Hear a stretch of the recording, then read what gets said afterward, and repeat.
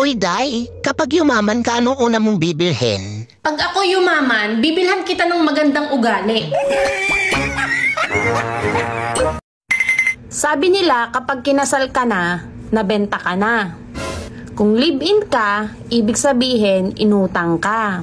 Kung LDR ka, ibig sabihin online sale ka. Pero kung kabit ka, for sure ninakaw ka. Pero kung iniwan ka, malamang na-scam ka. Kaso single ka, ibig sabihin reject ka.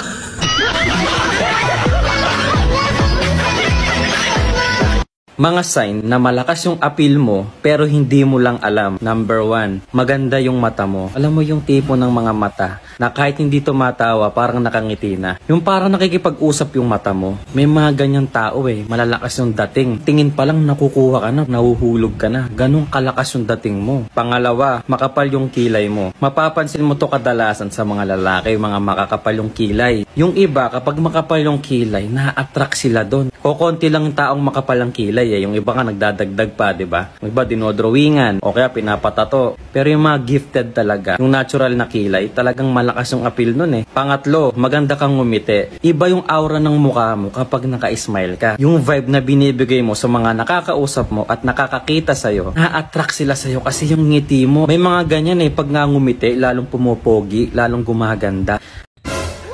Ay, ang ganda-ganda ko na naman tonight. Mamatay! Di makiramay kayo, mga hayop.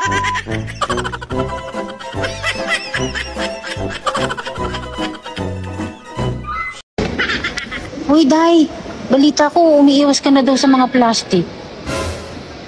Uy, saan ka pupunta? Iiwas sa'yo.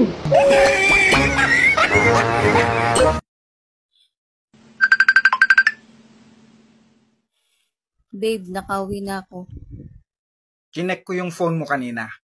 May nakita kong lalaki dun sa gallery mo. Sino yon? Ha? Matagal na yun, past is past.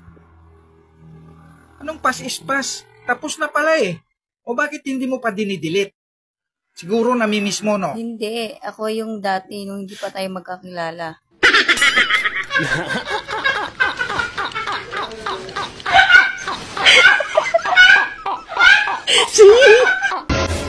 Painumin ang nauuhaw. Pakainin ang nagugutom. Diligan ang natutuyot.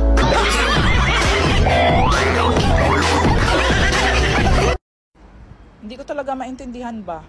Ang ibang lalaki dyan, para mapatunayan nila na mahal nila yung isang babae, kailangan ikakama nila. Hoy! Kahit sa lapag, okay na. Tinanto ito. John, may mamamarites ako sa'yo. May gusto daw sa'yo si Joel. Wow. Totoo ba yan? Ayun ang narinig ko. Hala, ang pangit-pangit ko. Kaya nga, yun ang sinasabi ko. Ewan ko ba sa batang yun, ba't nag-iisip ng matino? Hindi marang...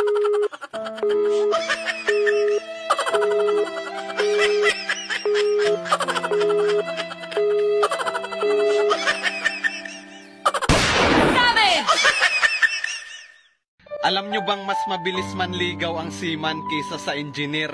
Kasi pinaplano pa lang ni engineer, sinisisid na ni seaman.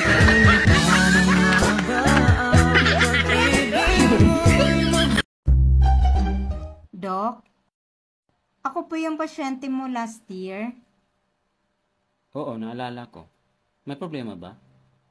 Itatanong ko lang po sana, Doc, kung pwede na ako maligo. Ang arte-arte, dapa naman ang ilong. Gago!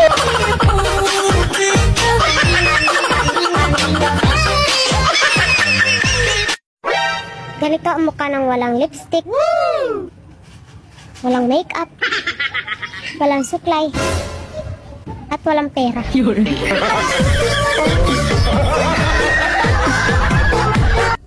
Binigyan ka lang ng password, seryoso na agad. Ang iba nga, binigyan ng anak, iniwan pa rin. Oy! Maganda ako!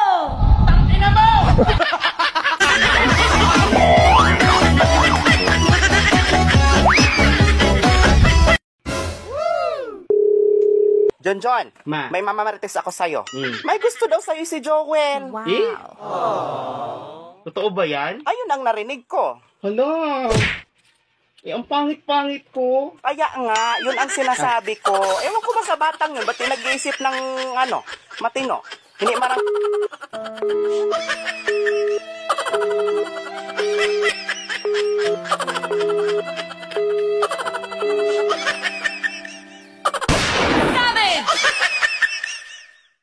What? You don't like me? So do I need to beg? Ay. But I'm not beggar.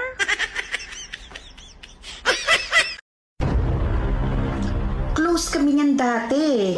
Pero ngayon hindi na. Hindi ko kasi pinautang.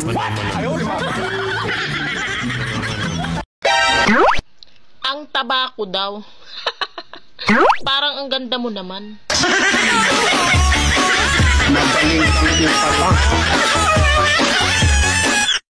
Ate! Bakit?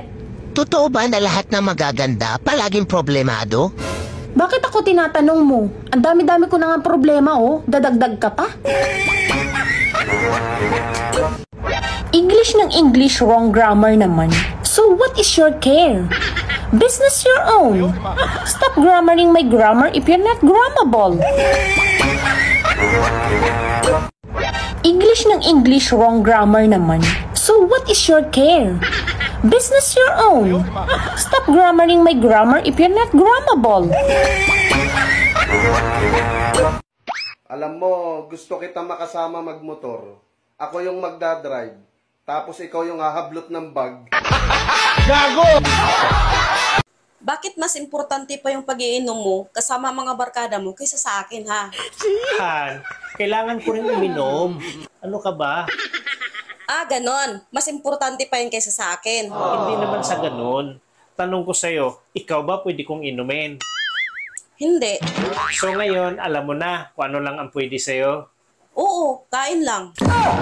Pagkatapos mo uminom mamaya, kain ka, ha?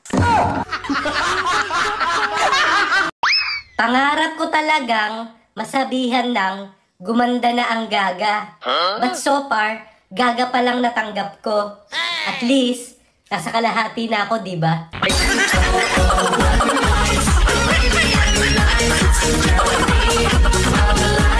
Bakit pag naglabing-labing tayo, ha? Hindi ka umuungol?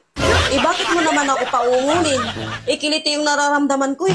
Kasi yung mga kakilala ko, ang asawa nila, ang lalakas daw umungol. Ikaw, imbis na uungol, tumatawa ka. Huwag mo ikumpara ang sarili mo sa kanila. Eh, bakit naman? Malalaki yung sa kanila, eh. Pangkiliti lang yung sa'yo.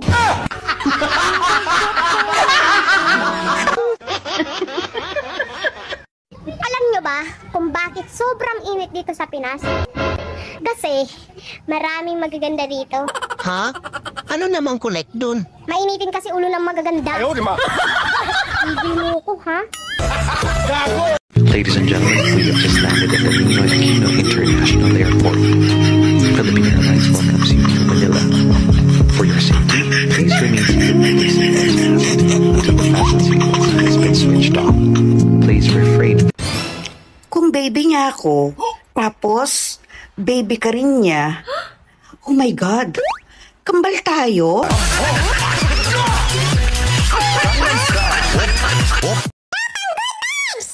Hindi man ako maganda sa inyong paningin, ganun din naman ang tingin ko sa inyo.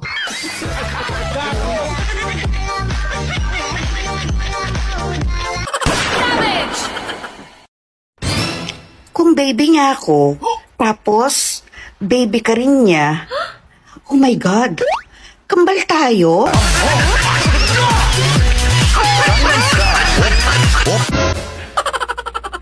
Kumalma ka lang, Day.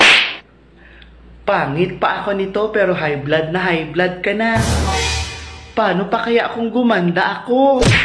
Baka mamatay ka na. Savage!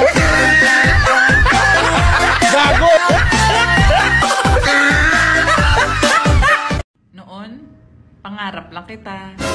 Ngayon, sakit ka na ng ulo, chika. Nung bata ako, sabi nila, nakakatakot daw makasalubong ang aswang. Pero nung tumanda ako, na-realize ko, mas nakakatakot pang makasalubong ang mga chismosa kesa sa aswang. Sa mga laging nagchichismis sa akin dyan, huwag kayong mag-alala. Chinichismis ko rin kayo. Bakit? Kayo lang ba ang chismosa?